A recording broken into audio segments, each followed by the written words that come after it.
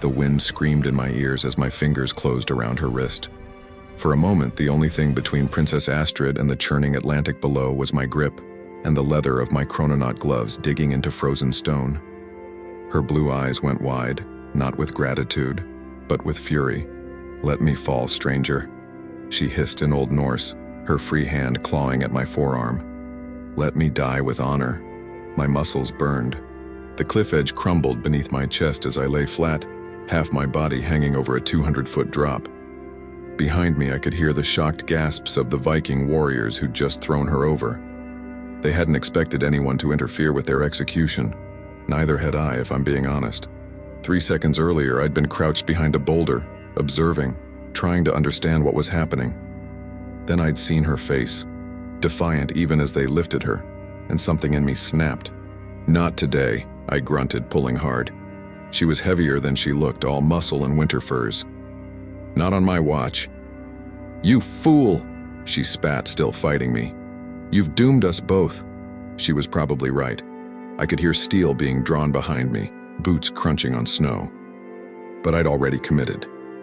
With one final heave, I hauled her up and over the edge, rolling us both away from the precipice. We landed in a tangle of limbs and fur, her breath hot against my neck, my chrono device pressing hard against my ribs. I had maybe 3 seconds before the warriors reached us. I used 2 of them to look into her face.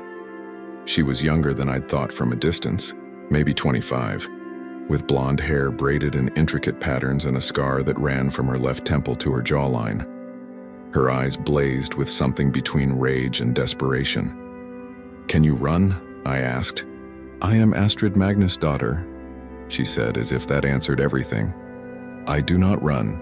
"Well, today you do." I grabbed her hand and pulled her to her feet just as the first warrior reached us. He was massive, bearded, wearing a mail shirt that probably cost more than a farm. His sword came down in a brutal arc. I twisted, letting the blade pass inches from my shoulder, and drove my elbow into his throat.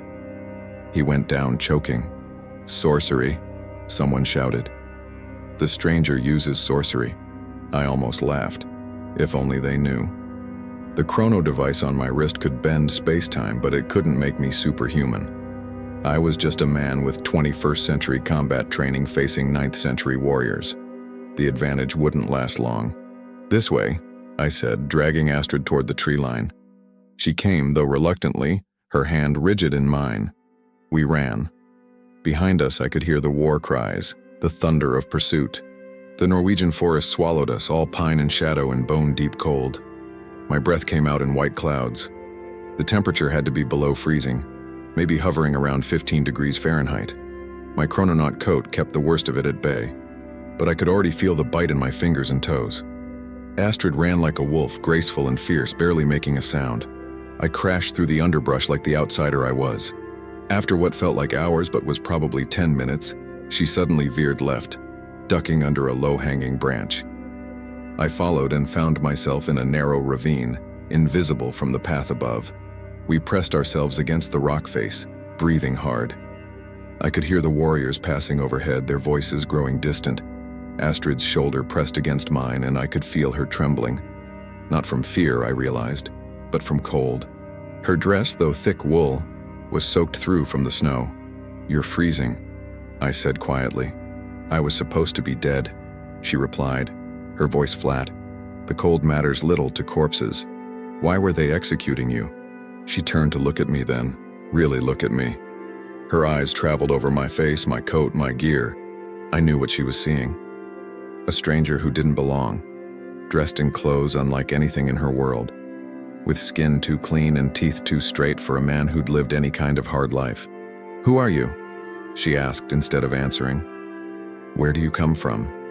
Your Norse is strange. Your clothes stranger still. You fight like a warrior but dress like no man I've ever seen." I'd prepared for this moment 1,000 times in training. The Chrononaut protocol was clear. Minimal exposure, maximum discretion, never reveal the truth. But standing there in that frozen ravine, with this woman who'd just been sentenced to death studying me with those fierce blue eyes, the lies felt heavier than they should have. "My name is Nikola," I said, which was true. "I'm a traveler," which is also true. I come from very far away. How far? Farther than you could imagine. She considered this, then nodded slowly. The gods send strange messengers. Perhaps you are one of them. Perhaps you are Odin's raven in man's flesh come to test me. I didn't correct her. Let her think what she wanted. It was easier than the truth. Now, I said, tell me why they were killing you. Her jaw tightened. For a moment I thought she wouldn't answer. That Viking pride would seal her lips. Then she sighed, a sound full of exhaustion and grief. Because I refused to marry Olaf Haraldsson, she said. Because I said no to a jarl who believes women are property to be traded. Because I am the last of my father's line, and my hand carries with it the loyalty of 500 warriors and 3 coastal settlements. Olaf wants that power. He doesn't want me. So he decided if he couldn't have you, you should die? No. Her laugh was bitter. He accused me of practicing satyr, of using magic to curse his men. 3 of his warriors fell ill after I rejected him. Coincidence, of course, but convenient. For practicing witchcraft, the punishment is clear. We throw the witch from the cliff. If the gods will it, she survives. If not, she shrugged. That's insane. That is law. She studied me again. You truly are from far away if you don't understand our ways. Here, a woman's power is dangerous. It must be controlled, channeled through father, husband, brother. A woman who stands alone, who refuses a jarl's offer, who commands loyalty through her own strength. She is a threat that must be eliminated. The injustice of it burned in my chest, but I kept my voice level. Where can you go? Family? Allies? My father is dead. My brothers died in raids. My mother passed last winter. As for allies, she paused, thinking. There is Ragnar the Black, a Herseer who served my father. He holds a settlement 3 days' march north in the mountains. If I can reach him, he might give me sanctuary. Or he might turn me over to Olaf to save his own neck. The risk is equal. 3 days through winter mountains with warriors hunting you. Yes, and if we stay here, they'll find us by nightfall. Olaf's men know these woods. They hunt bear here. Finding one woman and one strange warrior will be easy sport. I looked at the darkening sky through the trees. The sun was already low, which meant we had maybe 2 hours of daylight left. Making camp in sub-zero temperatures without proper gear was suicidal. But so was walking into a trap at Ragnar's settlement. There's a third option, I said slowly. Which is, we go back. We confront Olaf. We prove your innocence. She stared at me like I'd suggested we swim to Constantinople. You truly are mad. Olaf has 50 warriors. We are 2. We're 2 people who know the truth. That has to count for something. Truth? She laughed again, that same bitter sound. Truth is what the strongest warrior says it is. Olaf says I'm a witch, therefore I am a witch. This is how the world works. Nikola from very far away. I knew she was right by the logic of her time. But I'd seen too much injustice in my travels. Too many innocent people crushed by those with power. I'd stood in Roman colosseums and watched slaves die for entertainment. I'd witnessed the burning of Alexandria's library. I'd seen revolutions born and crushed. And every damn time, I'd told myself I was just an observer. That changing history was dangerous. That the Chrononaut protocol existed for good reasons. But protocols were written by people sitting in comfortable chairs, not standing in frozen ravines with women who'd just been thrown off cliffs for saying no. What if we could prove the sickness was natural? I asked. What if we could show it wasn't magic? How would we do that? I thought about my medikit, back in my gear cache half a mile from here. I'd hidden it before approaching the execution site, standard protocol. Inside were diagnostic tools that could identify bacterial infections, viral loads, all kinds of medical data that wouldn't exist for another 1,000 years. If Olaf's warriors were sick, really sick, I might be able to identify the cause and maybe, just maybe, find a way to treat it using herbs and materials available in this time period. Do you know anything about their illness? I asked. Symptoms? How it started? Astrid frowned, thinking. They complained of fever and weakness. One said his throat was inflamed, that swallowing felt like knives. Another had a rash across his chest. It started maybe 5 days after I rejected Olaf's proposal. They were all men who'd attended the feast that night. The feast where you rejected him? Yes. Olaf brought offerings, presented himself formally before the settlement elders. I refused him publicly. It was not well received. And these warriors, did they all eat and drink the same things? Of course. At such feasts, everyone shares from the same platters, the same mead horns. It's tradition, showing unity and trust. A thought occurred to me. What about Olaf himself? Did he get sick? No, he remains healthy, which he claims is further proof of my curse, that I targeted his men but not him, trying to weaken his position while leaving him alive to suffer the loss of his warriors. Or, I said slowly, it means the illness came from something at the feast, something he didn't consume. Tell me about the feast. Every detail you can remember. She looked at me like I was speaking a different language, which from her perspective I essentially was. But something in my tone made her take the question seriously. There was roasted boar, venison, dried fish, bread, butter, cheese. Mead, of course, several horns passed around. Ale for those who preferred it. Olaf brought southern wine as part of his offering. Expensive stuff from the Franks. Only his warriors drank it. He doesn't drink wine himself, says it's for weaklings. The wine, I said. Did you drink any? I don't drink wine. It makes me ill. And the warriors who got sick, did they all drink the wine? Her eyes widened. Yes.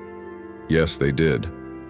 I remember because they made a show of it, trying to prove their sophistication, their worldliness. They passed the wine cup only among themselves, didn't share with our people. We thought them arrogant. It's not witchcraft, I said. It's poisoning. Accidental, most likely. Wine spoils, especially when transported long distances in warm conditions. If it was contaminated with certain bacteria, everyone who drank it would get sick. But it would be bacterial infection, not magic. Bacterial. She stumbled over the unfamiliar word. Tiny creatures too small to see that live in spoiled food and water. They make people sick. They're not spirits or curses. They're just part of nature. She processed this slowly. I could see the wheels turning behind her eyes. If what you say is true, if there's a natural explanation, Olaf's accusation falls apart. But how could we prove this to people who've never heard of these tiny creatures? We couldn't. Not directly. But if I could heal the sick warriors, show that their illness responds to natural remedies, not magic rituals, that might be enough to plant doubt. You can heal them? I hesitated. Could I? The medikit had antibiotics, but using 21st century medicine on 9th century Vikings was exactly the kind of temporal contamination the protocol forbade. On the other hand, the herbs and remedies available in this time period weren't useless. Willow bark for fever, honey for infection. Certain plants had antimicrobial properties. If the poisoning was bacterial and not too severe, if their immune systems were strong enough, I might be able to help them using only materials that existed in this era. I can try, I said, but I'll need to examine them. Need access to Olaf's hall. They'll kill you on sight. Not if I come as a healer. Not if I claim to be a traveling Vitki, a wise man who can break curses. You would lie about having magic? I would tell them what they need to hear to let me help. Is that so different from what you did refusing Olaf? You chose honor over safety. I'm choosing the same thing. She studied me for a long moment, and I saw something shift in her expression. The hardness softened. Just a fraction. You could have let me fall. You could have stayed hidden, stayed safe. Why did you catch me? It was a fair question. Why had I caught her? I'd asked myself the same thing in the seconds after, as we'd run through the forest. The Chrononaut protocol was clear. Observe, don't interfere. Document, don't change. But standing on that cliff, watching them throw her, watching her fall with her head held high and defiant, I couldn't have let go any more than I could have stopped breathing. Because it was wrong, I said simply. Because you deserved better. Because someone had to. She reached out then, placed her hand against my chest, right over my heart. Even through my coat, I could feel the warmth of her palm. Then I owe you a life debt, Nikola, from very far away, and I will see it repaid. You don't owe me anything. In my world, I do. A life for a life. That is our way. We held each other's gaze, and I felt something pass between us, some understanding that went deeper than words. She was fierce and proud and completely unbroken by what had just happened to her. And I realized, standing there in that frozen ravine, that I wanted to know her story, her truths, her dreams, not just as a chrononaut documenting history, but as a man curious about a woman who refused to bend. Then let's make sure we both survive long enough for you to repay it, I said. I need to retrieve some supplies. Can you wait here? Stay hidden? Where are you going? Not far. There's a place I stored my gear before coming here. I need to get it if we're going to pull this off. She nodded. I'll wait. But Nikola, if you don't return by full dark, I'll assume you're dead or captured, and I'll go north to Ragnar. Fair enough. I started to leave, then turned back. Astrid, thank you for trusting me. I don't trust you, she said flatly, but you're the only option I have. Don't confuse necessity with trust. I grinned, despite everything. Noted. The forest was darker now, shadows lengthening across the snow. I moved quickly but carefully, retracing my steps, always listening for sounds of pursuit. It took me 15 minutes to reach the cache, a hollow beneath an old pine where I'd buried my pack. I dug it out, checking contents. Medikit, check. Emergency rations, check. Survival gear, check. And buried at the bottom, wrapped in waterproof material, my chrono device's charging unit and backup power cells. I allowed myself one moment to consider the easy option. I could activate the device, set coordinates for home, and be gone in seconds. Back to the 23rd century, where it was warm and safe and nobody was trying to execute me for interfering with their justice system. It would be the smart play, the protocol-approved play. Instead, I repacked the bag, made sure the medikit was accessible, and started back toward Astrid. She was exactly where I'd left her, though she'd found a slightly better position deeper in the ravine, more sheltered from the wind. Her face showed relief when she saw me, though she tried to hide it. You came back. I said I would. Men say many things. I sat down next to her, pulling out my water flask. The water was still liquid thanks to the insulation, but it wouldn't be for long. I offered it to her first. She drank deeply, then wiped her mouth with the back of her hand. So, she said, handing back the flask. What is your plan? Healer, who is not a healer. We wait until nightfall. Then we circle back toward Olaf's settlement. There's a fishing village about 2 miles east of here, right on the coast. I passed through it this morning. We find someone there who can get word to Olaf that a traveling Viking heard about the curse and has come to help. We make it his idea to bring me in. And if he simply kills the messenger and hunts us down anyway, then we run to Ragnar and hope for the best. But I don't think he will. If he wanted you dead out of pure hatred, he would have done it privately. A knife in the dark. He made it public, made it about law and witchcraft. That means he cares about appearances, about being seen as just. A man like that won't turn away someone offering to prove his accusations right. You assume he wants to prove them right? What if he simply wants me dead and doesn't care about the truth? Then we'll find out together. But Astrid, I don't think that's what this is. I think he wanted you and couldn't have you. I think his pride was wounded and his men got sick at a very convenient moment. But I don't think he truly believes you cursed them. Men who believe in curses don't throw the witch off a cliff. They burn her, draw it out, make it ritual. He chose the quickest method of execution your culture allows. To me, that says he doesn't want you dead. He just wants you gone. She considered this, then nodded slowly. You see clearly for an outsider. Perhaps the gods did send you. Perhaps. We sat in silence for a while, listening to the forest. The sounds of pursuit had faded completely. Either the warriors had given up, which I doubted, or they'd fallen back to regroup and plan a proper search. We had until dawn, maybe less. Tell me about your father, I said eventually.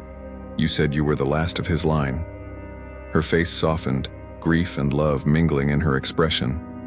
Magnus Thorson. He was Herser of the Western settlements, commander of 3 longships, and the finest man I ever knew. He taught me to read the runes when my brothers laughed at the idea of a girl scholar. He taught me to fight when my mother said it was unseemly. He told me that strength comes in many forms and the wise leader recognizes all of them. He sounds like a good man. He was. He died last spring fighting off raiders from Denmark. He was 62 years old, too old for raiding, too old for war. But when they came for our settlements, he was the first to raise his sword. He died defending our people. It was the death he wanted, sword in hand, enemies at his feet. She paused. My brothers died in the same battle. Ivar was 19, Bjorn 23. They followed father into the shield wall and never came back. I'm sorry. Don't be. They died as warriors.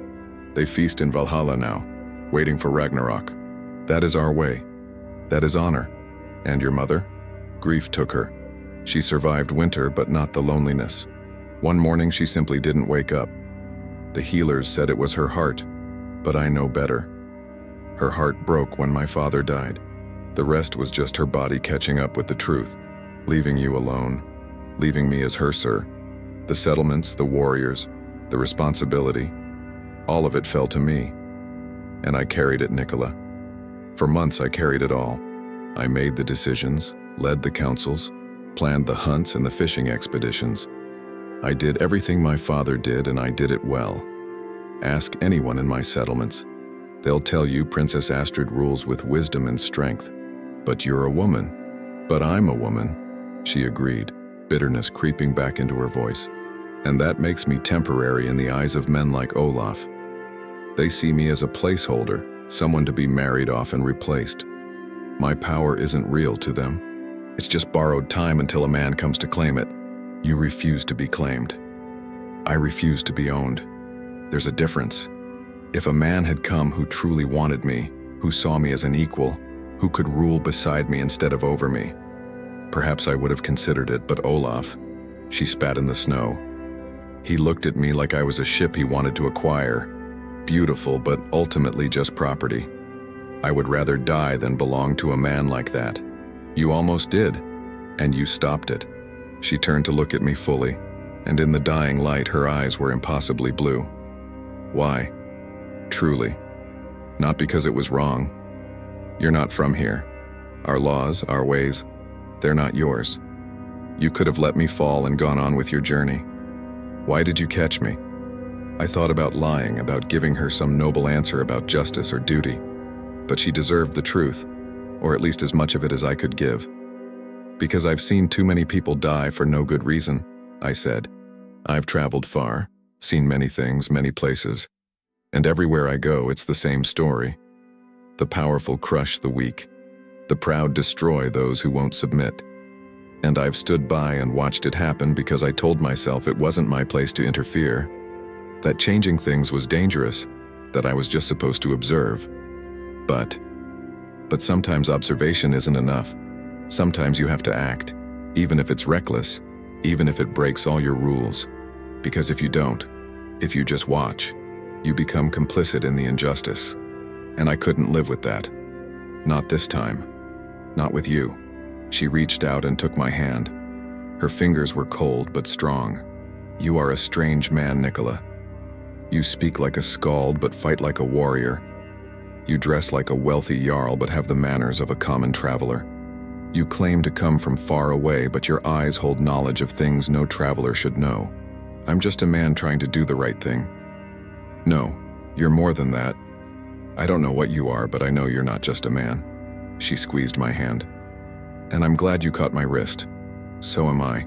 We sat like that as the last light faded.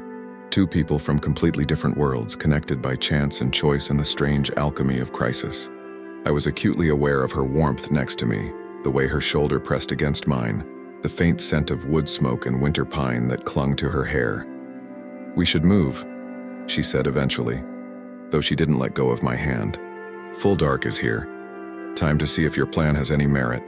We made our way east through the forest, moving slowly, carefully, using the stars to navigate. Astrid knew these woods better than I did, and she led us along game trails I would have missed.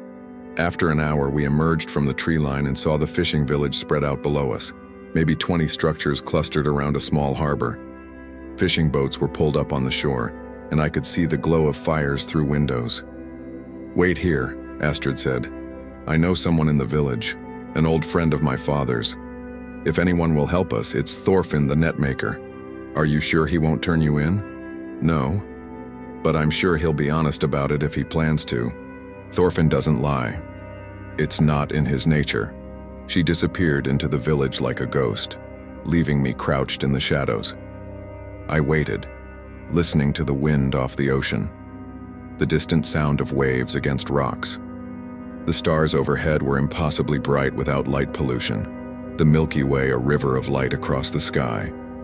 I thought about home, about the 23rd century and its climate-controlled comfort, and realized I didn't miss it, not in this moment. Here, freezing and hunted, with a woman I barely knew depending on me, I felt more alive than I had in years. Astrid returned after maybe 15 minutes, and she wasn't alone. The man with her was old, 70 if he was a day, with a white beard and hands gnarled from decades of working with rope and nets. But his eyes were sharp, and he studied me with open curiosity. "So this is the stranger who caught a falling princess," he said in Old Norse. "Thorfinn Eriksson. I make nets and mind my own business in that order."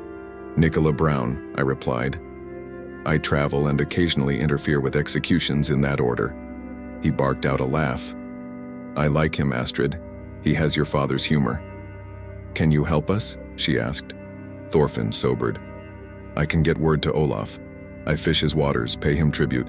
He knows I'm loyal. If I tell him a Vitki has arrived claiming to break curses, he'll listen. Whether he'll believe it is another matter. Will he see it as a trap? Possibly. Probably. Olaf's not stupid and he knows you have friends. But he's also desperate. 3 of his best warriors are sick, maybe dying. The others are frightened, talking about curses and angry spirits. If this stranger can heal them, prove the curse is broken, Olaf's position strengthens. He can show he defeated your magic, killed you righteously. His men's fear goes away. And if the stranger can't heal them? I asked. Then Olaf kills him as another victim of Princess Astrid's curse and uses it as further proof of her guilt. Either way, Olaf wins. You understand that, yes? I understand. And you still want to do this? I still want to do this. Thorfinn shook his head. Foreigners, you're all mad. But I'll send word at first light. Olaf will probably want to see you by midday. I'll say you came from the east, heard rumors of a curse, want to help for the right price. Keep it simple. What about Astrid? I asked. She can't just walk into Olaf's hall. I have a place she can hide, Thorfinn said. An old storage shed at the edge of the village. It's not warm, but it's dry and hidden. She can wait there while you play healer. I don't like this, Astrid said. We should stay together. If we stay together, we're easier to find, I pointed out. This way, if something goes wrong, at least one of us is free to act. And if something goes wrong, how will I know? You'll know, I said grimly. Trust me, you'll know. She didn't like it, but she accepted it. Thorfinn led us to the shed, a small structure half buried in a hillside, smelling of dried fish and old wood.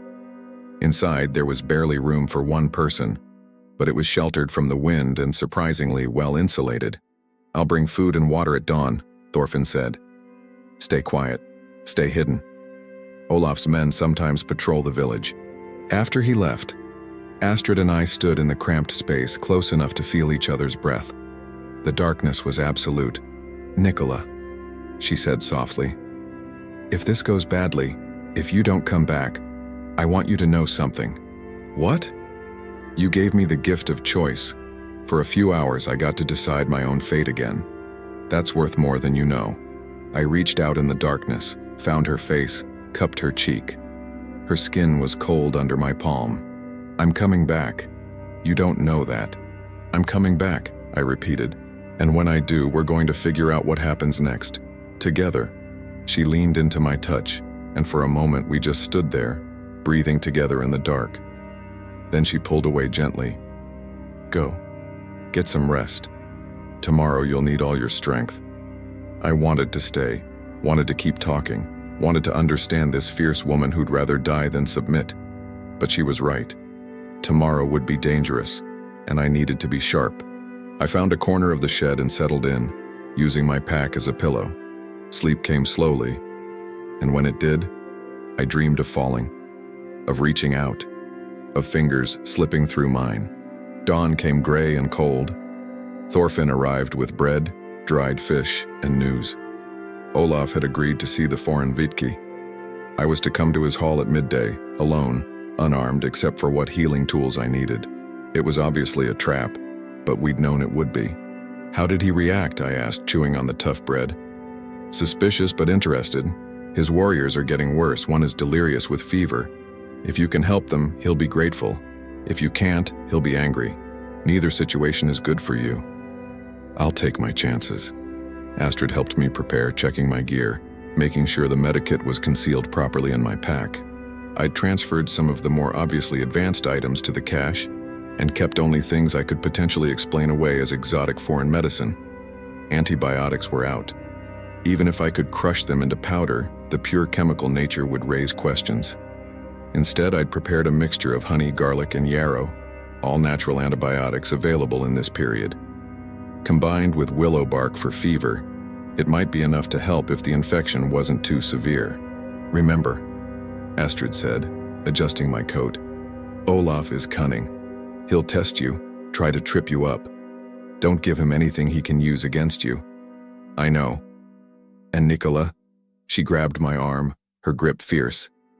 If it looks bad, run. Don't die for me. Don't throw your life away on Viking honor. Just run.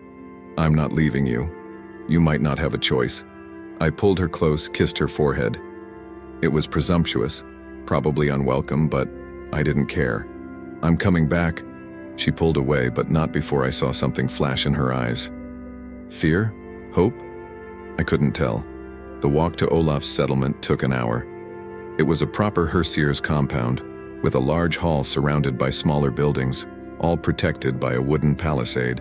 Guards watched me approach, hands on weapons. I walked slowly, openly, my pack visible, my hands away from my body.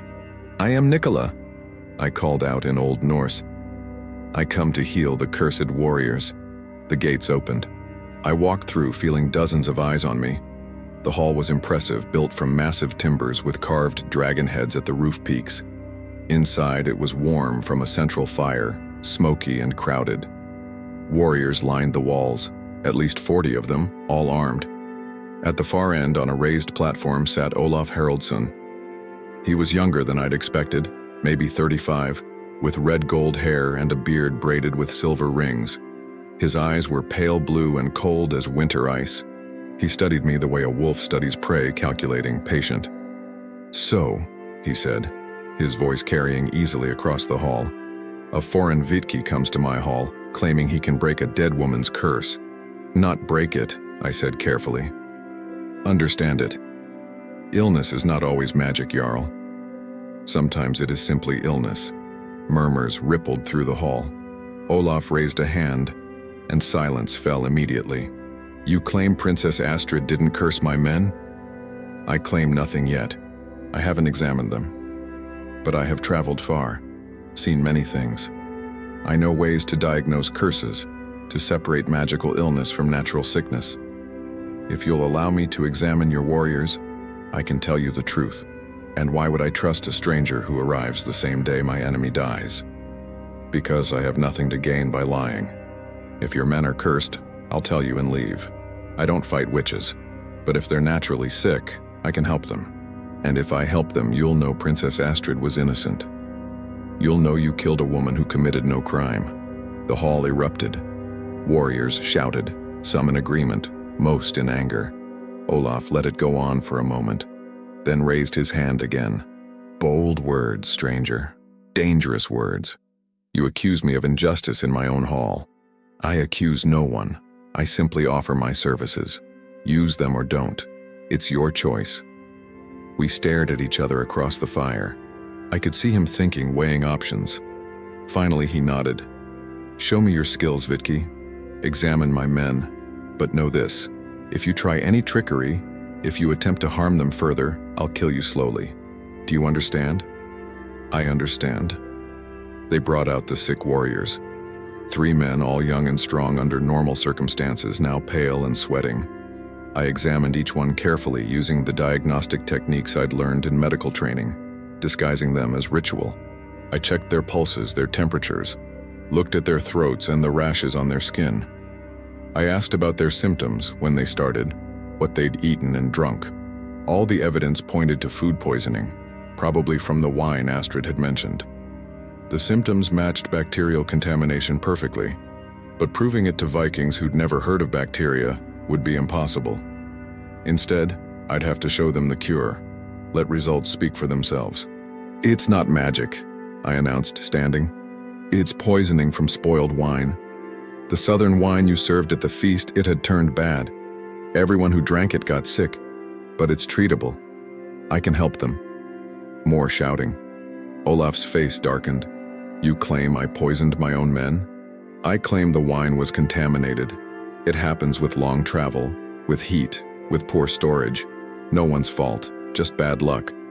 But the good news is they'll recover with proper treatment." "What treatment?" I pulled out my prepared remedies. Honey mixed with certain herbs to fight the infection. Willow bark tea for fever. Clean water, rest, and time. Within 3 days, they should show improvement. Within a week, they should be well. And if they're not, then I was wrong, and you can do with me as you wish. Olaf considered this. I could see the calculations running behind his eyes. If I was right, if his men recovered, it would prove Astrid was innocent. But it would also prove he'd executed an innocent woman based on superstition and wounded pride. His reputation would suffer. But if he refused my help and the men died, he'd look weak, unable to save his own warriors from a curse. He'd look like a yarl who couldn't protect his people. He was trapped and he knew it. "Very well," he said finally. "Treat them. But you don't leave this hall. You stay here, under guard, until we see if your remedies work. If my men improve, you go free with gold and my thanks. If they worsen, you die. Those are my terms. I accept." They gave me a corner of the hall to work in. I prepared the remedies carefully, mixing honey with crushed garlic and yarrow, brewing willow bark tea. The warriors watched me suspiciously, but they were desperate enough to drink what I offered. By evening, the fever had broken slightly in one of them. By the next morning, all 3 were sleeping peacefully, their breathing easier. Olaf watched it all with unreadable eyes. On the second day, the warriors were sitting up, eating broth, talking in weak voices. The rashes were fading. Color was returning to their faces. It was working. The natural remedies combined with their own immune systems were winning the fight. But I could see the problem growing in Olaf's expression. Every improvement was proof of Astrid's innocence, and proving her innocent meant admitting his guilt. On the 3rd day, as the warriors continued to improve, Olaf summoned me to speak privately. We stood outside the hall in the cold morning air, just the 2 of us. "You've done well, stranger," he said quietly. "My men will live. For that, I'm grateful. But you've created a problem. If what you say is true, if the wine poisoned them naturally, then Princess Astrid was innocent, and I executed an innocent woman based on fear and suspicion. Yes, that knowledge cannot spread. My reputation, my authority, it all rests on being seen as just. If people think I killed Astrid out of spite, out of wounded pride, they'll question every decision I make. Other jarls will see weakness. My enemies will whisper. It will be the beginning of my end." "What are you saying?" He turned to face me fully. "I'm saying you're a problem that needs solving. You've saved my men, and for that you deserve life and gold. But you also know a truth that could destroy me. So here's what's going to happen. You're going to take your gold and leave tonight. You're going to ride north and never speak of this again. And in return, I won't hunt you or anyone who might have helped you. That's it? You let me go and we all pretend none of this happened? It's generous considering. What about justice for Astrid? Astrid is dead," he said flatly. "The cliffs took her, the sea claimed her body. Justice for the dead is a luxury we can't afford. The living matter more." I stared at him, disgust and anger warring in my chest. He was right from his perspective. From his position, letting me go quietly was the smart play. It ended the problem, saved his reputation, kept his power intact. And from a Chrononaut's perspective, accepting the deal was the smart play for me. I'd interfered enough already. Taking the gold and leaving would be the protocol-approved choice. But Astrid wasn't dead. She was hiding in Thorfinn's shed waiting for me to come back, and I'd promised her I would. "No," I said. Olaf's expression hardened. "No, I won't pretend it didn't happen. I won't let you bury the truth. You executed an innocent woman, Olaf. You let your pride and your fear dictate justice. That's on you, and you need to own it. You're choosing death then. I'm choosing truth." He drew his sword. I didn't move. We stood like that, him with his blade, me with my principles, and I realized I'd backed myself into a corner. I could fight, probably take him in single combat with my training. But his warriors would hear, would come running. I'd die either way. "Wait," a voice called out. We both turned. Astrid stepped out from behind the hall, flanked by Thorfinn and a dozen other villagers. She was armed now, wearing mail, carrying a sword that had probably been her father's. Her face was set in determination. "I'm not dead, Olaf," she said, walking toward us. "As you can see, and I'm not going to let you bury the truth or kill the man who saved my life." Olaf's face went through a rapid series of expressions: shock, anger, calculation. "This is impossible. We threw you from the cliff." And Nikola caught me. He saved my life and proved my innocence. Now the question is, what are you going to do about it? Warriors were pouring out of the hall now, forming a rough circle around us. Olaf's men on one side, Astrid's allies on the other. We were seconds from violence. "You're outmatched, Astrid," Olaf said, though his voice lacked certainty. "I have 50 warriors. You have a dozen villagers and one foreign stranger. But I have the truth," she replied. "And these dozen villagers are just the beginning. Thorfinn sent word to the other settlements last night. By now everyone knows I'm alive.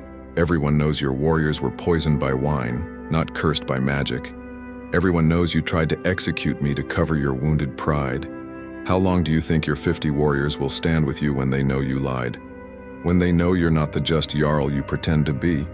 Olaf's jaw worked. He was trapped again, and this time there was no way out. If he killed us, he proved her point. If he let us go, he looked weak. The only option left was the one he didn't want to take. "What do you want?" he asked finally. "I want my settlements returned to me. I want public acknowledgement that I was innocent. I want you to announce that your warriors were poisoned by bad wine, that no magic was involved. And I want you to promise in front of these witnesses that you'll never threaten me or mine again. And if I refuse, then we fight. Here, now. You're 50 against whoever stands with me. Maybe you win. Probably you win. But how many of your warriors will die in the process? And for what? To cover up a lie? To protect your pride? Is that really worth the cost?" Silence stretched out. I could see Olaf thinking, weighing, calculating. Finally, slowly, he sheathed his sword. "Fine," he said, the word bitter. "You have your terms. Your settlements are yours. I acknowledge your innocence publicly, and I swear by Thor and Odin that I'll leave you and yours in peace." "Swear it before witnesses." "I swear it before witnesses," he repeated louder. "Princess Astrid Magnusdottir is innocent of all charges. My warriors were poisoned by contaminated wine, not by any curse. And I, Olaf Haraldsson, will not threaten or harm her or her people. This I swear by the gods." Astrid nodded, satisfied. She turned to me. "Come, Nikola. We're done here." We walked away from Olaf's hall, surrounded by Thorfinn and the villagers, none of us turning our backs until we were well away. When we finally reached the forest edge, Astrid stopped and turned to me. "You didn't take his gold and run," she said. "No. Why not?" "It would have been safer, because I promised I'd come back, and because some things matter more than safety." She smiled then, really smiled, and it transformed her face.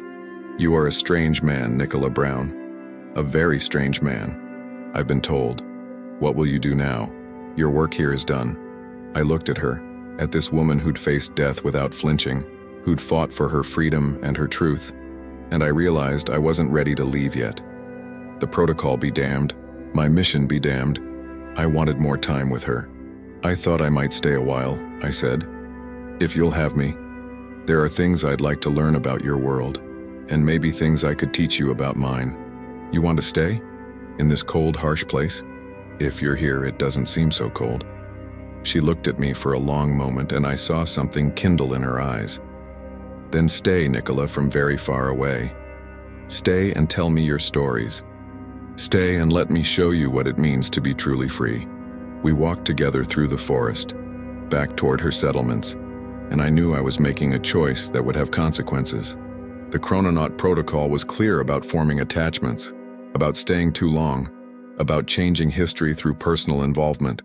But in that moment, walking beside Astrid with the winter sun breaking through the trees, I found I didn't care.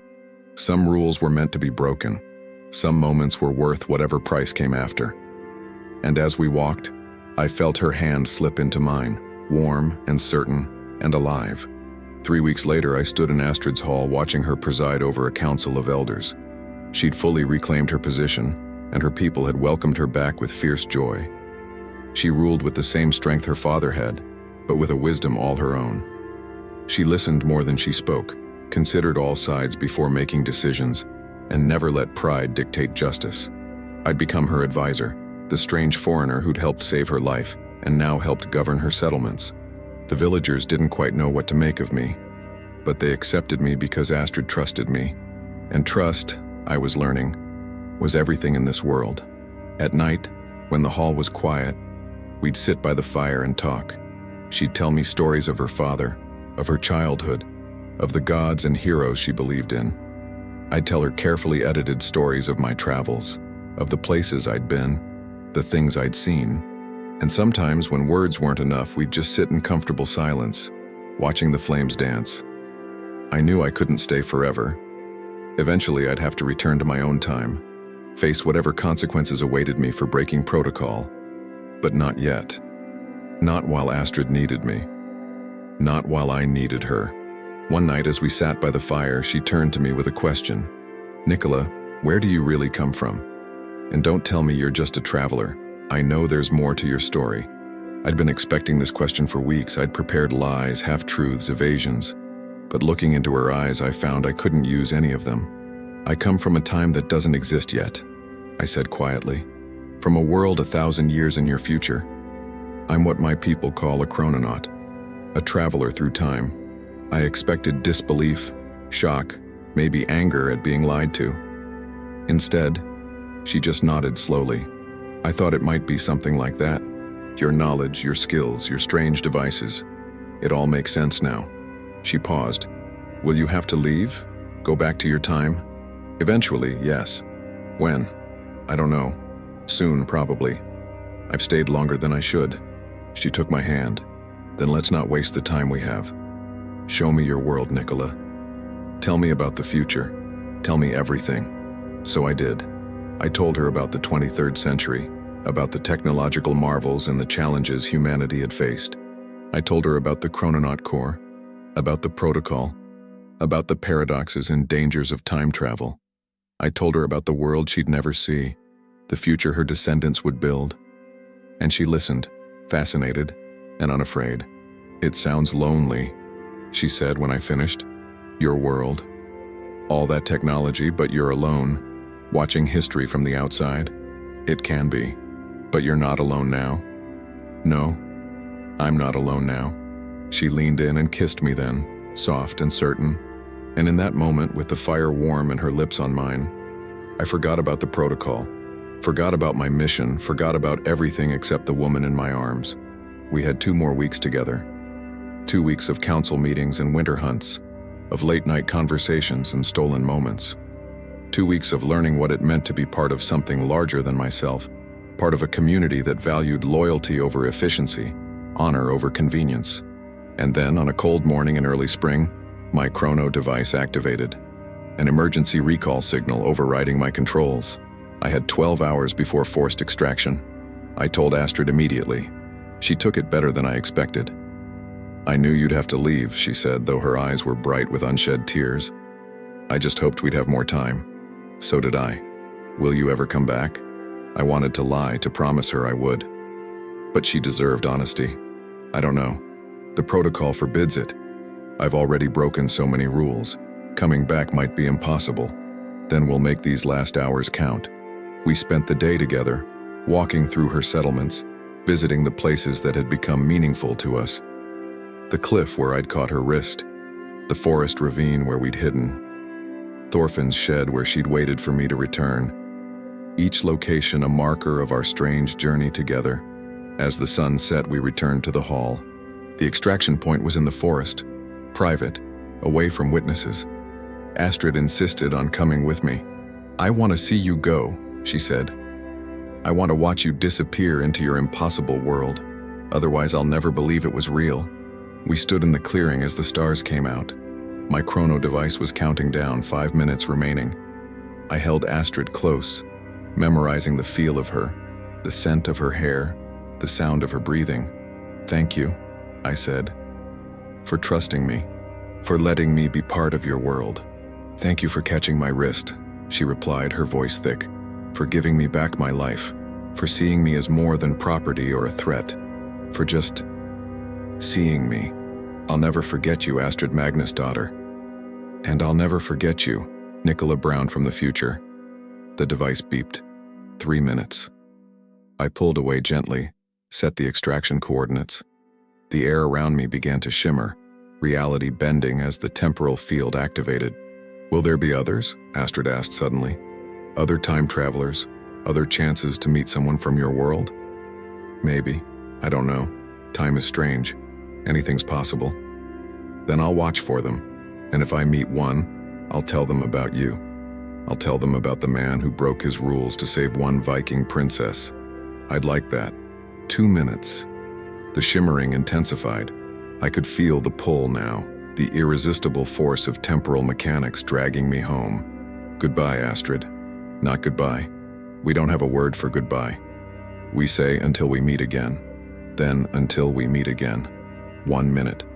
The world was blurring, colors running together. But I kept my eyes on her fierce blue gaze, on the tears now running freely down her face. 10 seconds. Her lips moved, saying something I couldn't hear over the roar of temporal displacement. But I read the words on her lips. "I love you." I tried to respond, tried to tell her the same. But then the world twisted, reality folded, and I was falling through time, away from Norway, away from 987 CE, away from the only person in 1,000 years who'd made me feel truly alive. I landed hard in the extraction chamber, alarms blaring. Officers rushed in, demanding reports, asking questions. But I barely heard them. I was thinking about Astrid, wondering if she was still standing in that forest clearing, wondering if she was okay. The debrief lasted hours. I told them everything, left nothing out. The rescue, the healing, the relationship, every protocol violation, every rule I'd broken. I expected immediate dismissal, maybe criminal charges. Instead, the director surprised me. "You did good work, Brown," she said. "Saved a significant historical figure, altered the timeline in minimal ways, created positive change."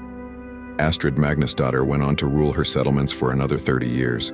She became legendary for her wisdom and justice.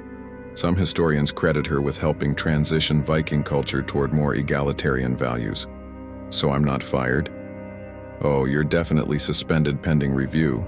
You broke about 15 different regulations. But fired? No. You did what chrononauts are supposed to do. You saw injustice and you acted. You saved a life and made history better. That's worth a few broken rules. I nodded, relief washing over me. "Can I ask you something?" "Go ahead." "The recall signal. Why'd you pull me out?" She looked uncomfortable. "We detected temporal instability. Your prolonged presence was starting to create paradoxes, small ones, but they were growing. If you'd stayed much longer, we might have had a cascade effect." "I'm sorry, Brown. I know you didn't want to leave." "No, I didn't. For what it's worth, she lived a good life. A long life. She never married, interestingly enough. The historical records say she claimed no man could match the foreign hero who'd saved her life." The director smiled slightly. "I wonder who she meant." I felt something twist in my chest. Pride and sadness mixed together. Astrid had waited for me in her way. had kept her heart closed to others because I'd opened it first. It was beautiful and tragic at the same time. Can I ever go back? I asked. See her again? The math says no. Too much risk of paradox, but she hesitated. Time is stranger than we understand, Brown. We don't know everything. Maybe someday the rules will change. Maybe someday we'll find a way. Until then, you have your memories. And she has hers. That was 6 months ago. I've been back on active duty for 3 months now, assigned to low-risk observation missions. Nothing like Norway. Nothing that lets me get involved. The protocols watched me closely, made sure I learned my lesson. But I haven't learned anything except that some rules are worth breaking, that some people are worth the risk, that catching a falling princess and changing everything was the best decision I ever made. Consequences be damned. I still think about her. Wonder what she's doing in 987 CE right now in the eternal present of the past. Wonder if she thinks about me. Wonder if somewhere in the quantum foam of space-time, there's a reality where I stayed, where we had more than 2 weeks, where I didn't have to say goodbye. The chrono device on my wrist beeps, signaling a new assignment. Renaissance, Italy, 1512. Another observation mission. Another chance to watch history unfold without touching it. But as I set the coordinates, I make myself a promise. If I see injustice again, if I see someone who needs saving, someone who deserves better than what their world is giving them, I'll act. Protocol or no protocol, rules or no rules, I'll do what's right. Because Astrid taught me something important in those 2 weeks together. She taught me that honor isn't about following rules. It's about standing up for what matters, even when it costs you everything. It's about catching someone when they fall, even if it means falling yourself. And I'd fall 1,000 times to catch her again. The extraction chamber hums as temporal displacement begins. The world blurs, reality shifts, and I'm moving through time again, chasing history, documenting the past. But part of me, the part that caught a Viking princess's wrist on a frozen cliff in Norway, stays behind. That part belongs to her. Always will. Until we meet again, Astrid. Until we meet again. The chamber flares white. Time folds. And I'm gone.